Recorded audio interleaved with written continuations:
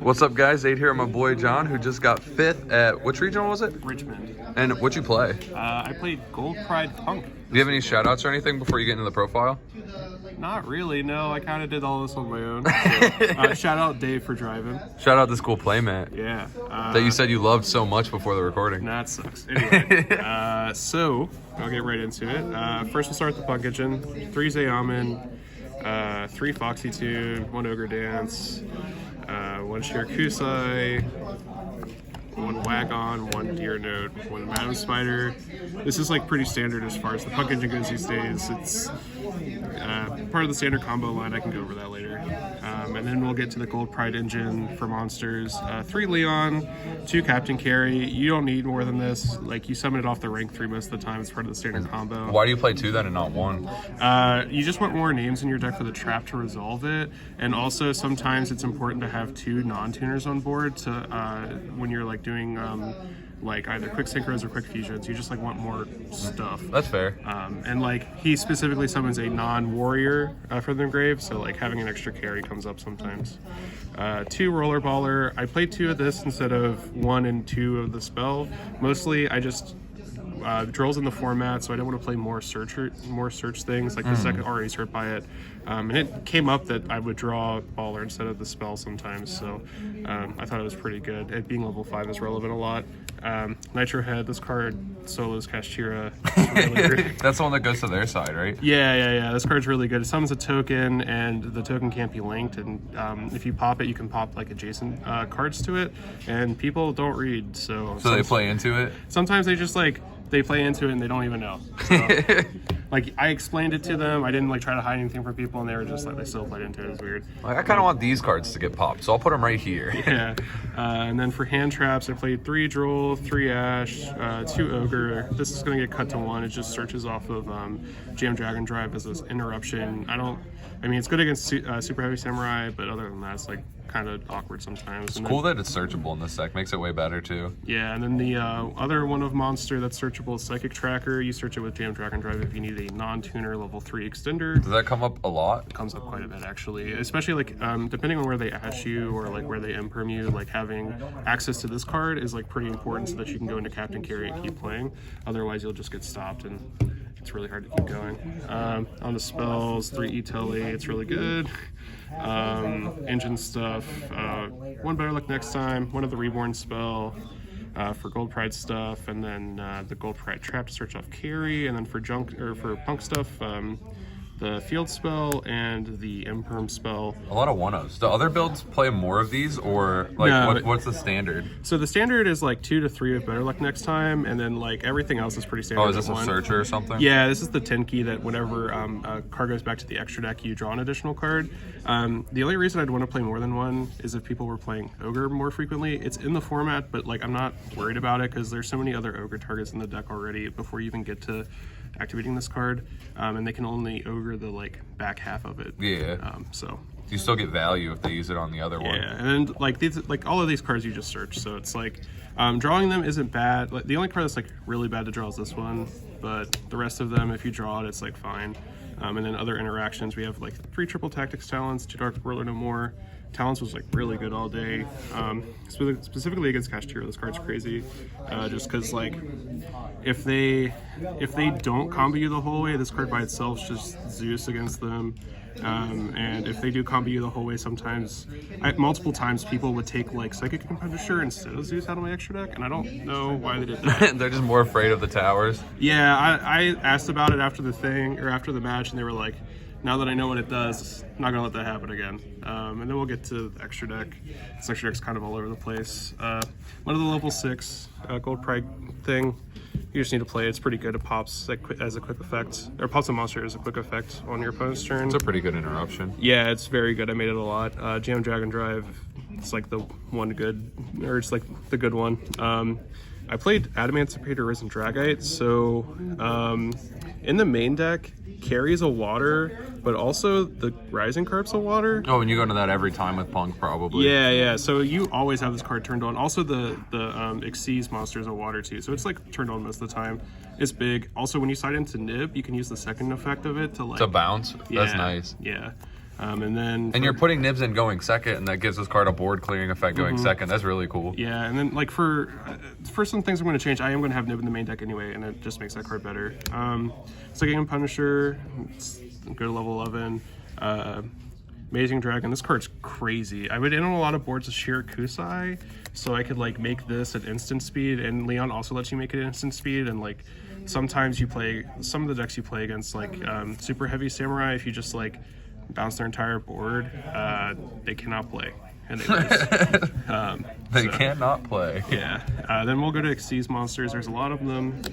2 Cherry Carry. This is the most important card in the extra deck, so we need to play a second in case of Mind Hacker. But you don't make 2 regularly, or do you still make 2? Not really. It's just like you need it to like. Yeah, just your insurance, so you get 1. It's part of your combo, so you like need it. 1 Hope Harbinger. This card's positioned really well right now. I like it a lot.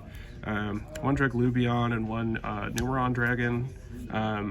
It's like a FTK or an OTK where you like make this, it makes 9,000 attack.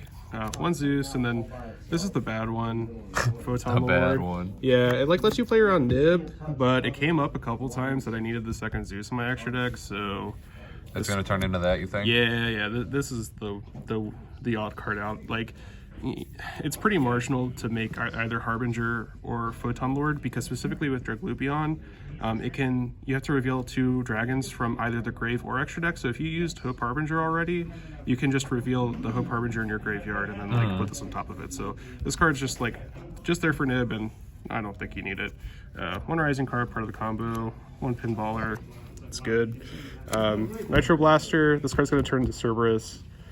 This card's still good, but having the ability to out Baguska with using a punk monster as the link material is important. So, yeah. Is that what this was mainly in there for? Is just a Baguska out? I mean, it's just part of the engine. Like, this card's just good going second. Just because it's a little hard to summon because it needs 2 punks with 2 gold prize at different levels, but its effect is crazy. It like pops a thing, does the adjacent pop thing too. Like breaking boards, this card is like very good, especially against Bagusta. If you can make it, it's like crazy. It's just getting to that point is kind of tough. So, and then on to side, 3 DD Crow, just like generically good against some of the rogue stuff out there. 3 Nibiru. And you said that's gonna go to the main? Yeah, honestly, Cashier is the best deck right now, and they're just not respecting Nib at all. So like, I just want to play this card. Like, also against super heavy samurai, sometimes they have awkward hands where they don't have bike or can't get access to it, or like they forget, and so you'll just be able to nib them without them making Baron first. There's also hands where if you do play around nib, you play into Droll, and there's like some people that do that hand loop. Yeah. And then spells, 3 Cosmic Cyclone.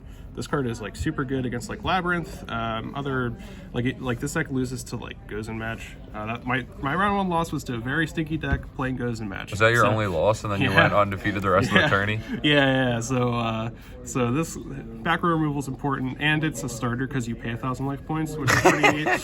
The 3rd Dark Ruler, 3 Solemn Judgment, also a starter because you pay half your life, and 2 Anti-Spell. I liked the side deck.